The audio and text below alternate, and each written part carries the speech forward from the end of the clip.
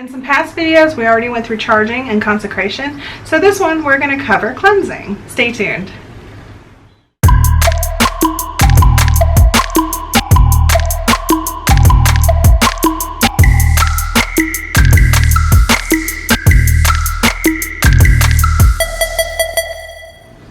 Everybody, welcome back to another video by Pan Society. I'm Cherie, and today we're going to talk about cleansing.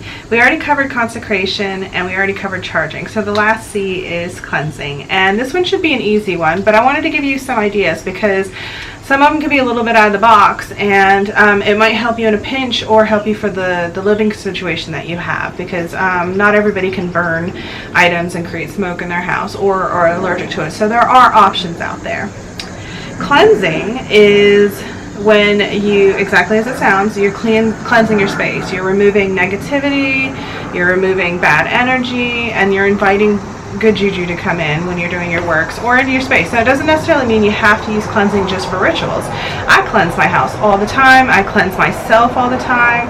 And sometimes I cleanse people that are coming into my house with their permission, of course. So I'm not just smoke bombing people. The most familiar method, I think, for cleansing tends to be kind of either saging or burning Palo Santo or whatever is in your culture. So whatever herb bundle you're using. And I think typically it's sage. And we had a conversation about that a long time ago, and so once again, that's your choice. But you may not always be in a situation where you can burn sage, and we'll cover that in a second. So if you're saging something or burning an herb or a wood for cleansing, you always want, this is not written in stone, but just to give you an idea, you can cleanse yourself if you're doing it, and that's a personal method. So I always do the front of me wafting down while I'm saying certain words, remove all negative energy, I only invite positive energy today, and whatever your choice words are. And then I'll kind of like whip it around me as I'm going and spin myself around just to make sure I get the backside of me too, because you want to get all of it. You can do this with objects. And then if you're doing a space like your house or one room in your house, you would always start at a certain point, like a door or whatever. Don't switch directions as you're going. So think about this as you're going. And I would typically go Jessel direction. So this would be clockwise. So if you start, if you're facing the wall and you start saging a room, you would just follow the room around clockwise until you get back to your starting point. And then saying the same thing,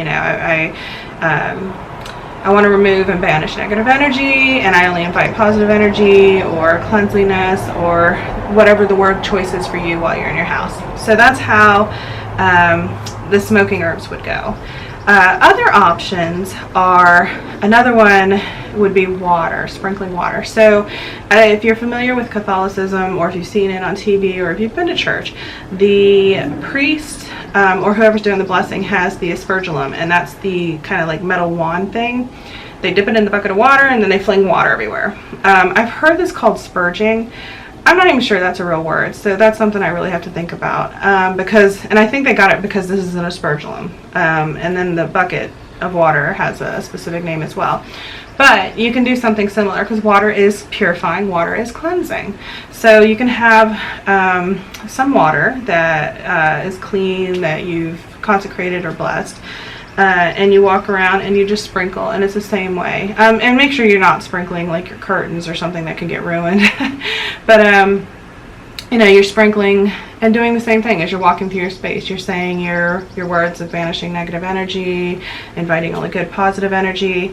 A huge, really nice example of this is if you're familiar with Florida water. Florida water is kind of the same thing. If you go into homes of people that use Florida water, they usually have like a bowl of it by the entrance, and you can kind of cleanse yourself before you enter their space, which I love that idea. So I might actually implement that in my life somehow with other items.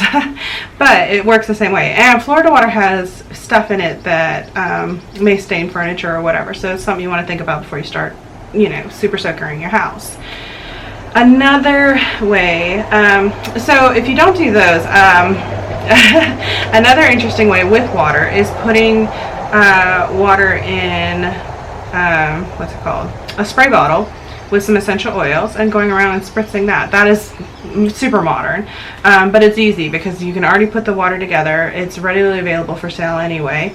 And if you are in a pinch and you don't have time to put stuff together, or you don't have time to run around and burn, or you don't want to burn herbs because you have people coming over that might have allergies, or whatever the situation is, you can run around with the room spray and have prepared room spray just to spritz around. So those are just a couple of few, easy ways to cleanse your space. Fire is also purifying, but that's not something you want to do. You don't want to set your house on fire. But having fire, like if you're burning a candle and having an object running it over the flame, that's purifying as well. So that's on a smaller scale when you're doing like a tool or some kind of object, not in a big space, or person, obviously. So just some things to think about as you practice. And this is one of those things, once again, early on when you start traveling this path, to go ahead and start implementing in your life in small ways.